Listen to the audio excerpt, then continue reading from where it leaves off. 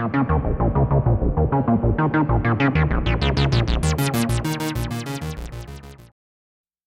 this episode, we're going to be chatting about a useful pattern for problem solving. I've used this for all types of things, and I thought it might be worthwhile sharing it. Before we dive in, though, I should add some context here. Back in episode 51, we chatted about building a carpooling application, and toward the end of that episode, we talked about problem solving. This episode is basically a copy and paste of that chat, but since this is such a useful technique, I thought it worthwhile to create a dedicated episode on this topic. Let me just quickly set the stage before we jump in. We were chatting about the idea of going from a rough concept to a finished minimal viable product and how that can be hard. The reason it's hard is that there's lots of technical problems or maybe new skills that we'll need to learn before we can finish it.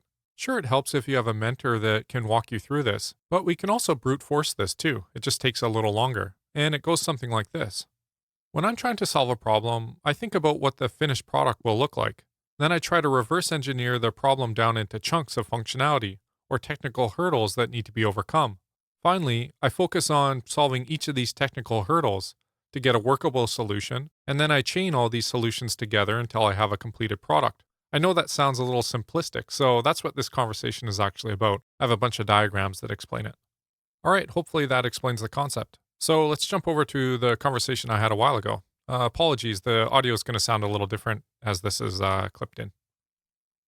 It can often be hard to create something from scratch, in that you need somewhere to start. And it's not always obvious because you are starting from a blank slate. I found that it helps to envision what the end product looks like, illustrated by the minimum viable product on the right here, and then sort of reverse engineer in our mind or on paper back to the far left over here where we're sketching things down. So let's briefly work through this and see what we get, as that will likely tell us how to logically group these episodes. Well, we're going to need our carpooling matching algorithm for sure, so let's put that down. Then what about solving the problem of turning a physical address into position data that we can put on a map? So we need to figure out the geolocation problem. Then what about the route between the user's house and the office? We need a way to put that on the map too. We'll likely have a second sketching step here once we know more about the prototype and how things are going to fit together, so that we can use this as a feedback loop when building things for production. Then we'll use that sketching step to help us plan the database design, programming the front end, and also the back end. We're also going to need to figure out how users are actually going to use this system. So we'll need to do some workflow brainstorming about having a sign-up page where people can create a group, how do they actually join this group, what does the matching display page look like, etc., etc. I guess we'll call this interface design. Oh yeah, let's not forget that we actually need to build a map and maybe a very simple prototype at the beginning. So hopefully you can see that we kind of mentally reverse engineered steps to building what a product might look like without actually doing anything. Then we can use this as a map of problems that we're going to need to solve. These are kind of steps along the way to making our web app. You can also logically split the problems we need to solve into two phases. One might be a prototype phase where we roughly prove the idea and then feed in a bunch of example data to prove that it actually makes sense. The second phase is where we'll build something that is a much more polished product and has things like a group sign-up page, group creation, group join, user login, password reset, email notification, etc. You know, all the streamlined user interface functionality that goes into a nice application. Basically moving the idea from the prototype phase to something that people can actually use. We never really chatted about how to solve these problems if you don't have the technical skills needed. Worse yet, you might not even know all the steps because you don't have enough technical experience to reverse engineer this fully. The unknown unknowns. So here's the system I typically use to solve these problem steps. It is kind of a cycle I continually go through. Most of the times things start with a simple question, like, how do I turn an address into position data that I can put on a map? Well, I always keep a notepad of graph paper on my desk and I continually jot down notes or sketch down ideas as I'm working through a problem. I find that it helps to write things down, drawing diagrams, and sort of puts a face to the problem. Next, I suspect we all use Google to answer questions pretty much nonstop while working through problems. Personally, I find Stack Overflow, technical blogs, GitHub search invaluable here.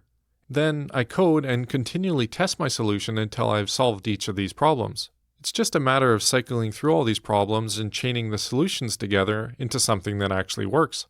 It probably goes without saying, but we're going to run into many unanticipated problems not talked about here while actually building things out, in that it's just the name of the game when building something for the first time.